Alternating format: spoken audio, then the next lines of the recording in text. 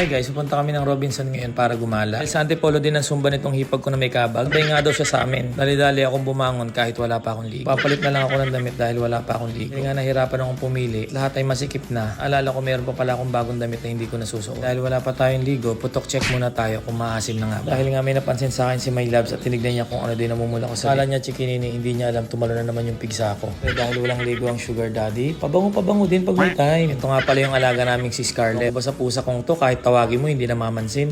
Dahil anong oras na nga na nagkayayaan at nagmamadali na kami. May zumba pa daw yung hipag kung may kabag. Tinanong ko kung sasama ba sila sa amin sa Robinson. Ang sabi niya hindi daw dahil magsusumba daw siya. Dadaan niya lang daw si Yo sa Robinson dahil birthday ni Yo. Habang naglalakad nga kami dito sa parking ng Robinson, nakita siya ni Kuya na umaakyat sa hagdan. Muntikan pang mahulog si Kuya kasi muntikan siya masuka. Kasi nga nakita niya yung tiyan ng hipag ko. Nakalabas at puro kulubot.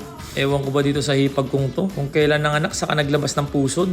Kaya na nga si Yo, tinatanong ko kung anong gusto niyang regalo. Sabi ng hipag ko ayaw daw niya ng regalo at gusto niya daw ay pera lang. Sabi ko kung pera ang ibibigay ko kay Yo, nanay ang mag-e-enjoy. Speaking of pera, may lumapit sa akin pulubi guys. Sa sobrang takot ko hindi na ako nakapalag, nagbigay na lang ako ng pera. At kami naman ni Yo, siyempre dahil budget meal lang ang tito, tamang-tama may sale dito sa Toy R Us. Sabi ko pumili ka ng gusto mo. Gulat ako kasi parang alam niya na kung saan siya pupunta. Diretso siya ron sa Hot Wheels. Yo kasi mahilig talaga yan sa mga kotse-kotse noon pa. Sabi ko pumili ka dyan ng gusto mo kung ano mapili mo. Kaya lang nahirapan siyang pumili kasi nga ang dami niyang pagpipilian. Sabi ko pumunta kami sa likod at mas marami pa doon. Ayun nga wala siya napili at bumalik pa rin siya doon sa Hot Wheels na una niyang pinuntahan. Sobrang tagal niyang pumili. Timelapse na nga ako dito kasi naiinip na ako sa kanya kasi halos lahat inikot niya at wala pa rin siyang napili. Doon niya kasi magustuhan yung ibang design. Ayun na nga guys, no, sa wakas nakapili na rin si Yo. Ito yung napili niya. Sabi ko sa kanya, tara na, bayaran na natin yan at puntahan natin si tita mo. Nga ako nakita ko yung hipag ko na may kabag. Claim siya ng price doon sa may ticket booth. At si My Loves naman, ayun nakahanap ng pwesto ron sa favorite niyang nilalaruan. Nakalaro niya rito guys, araw-araw din niyang nandyan. Ewan ko bakit tuwan-tuwa sila sa laro na yan. Kahit ako kasi hindi ko maintindihan kung ano yung nilalaro nila na yan eh. Bukan ko maglaro guys pero nakaka-enjoy naman din talaga siya. Ulat na nga lang din kami na dumating si Jumpio at si Shanghai. Sabi ko pare bakit nandito kayo? Kape daw sila ni Shanghai. Pan lang nilang dumaan. Excited ng asawa ko nakita niya yung kumare niya natapon niya yung halo-halo. Is na walang gagawin yung crew, maglilinis patuloy yung crew dahil sa kanya. Dahil napagod kaming maglaro guys, ay muna kami dito sa Rason.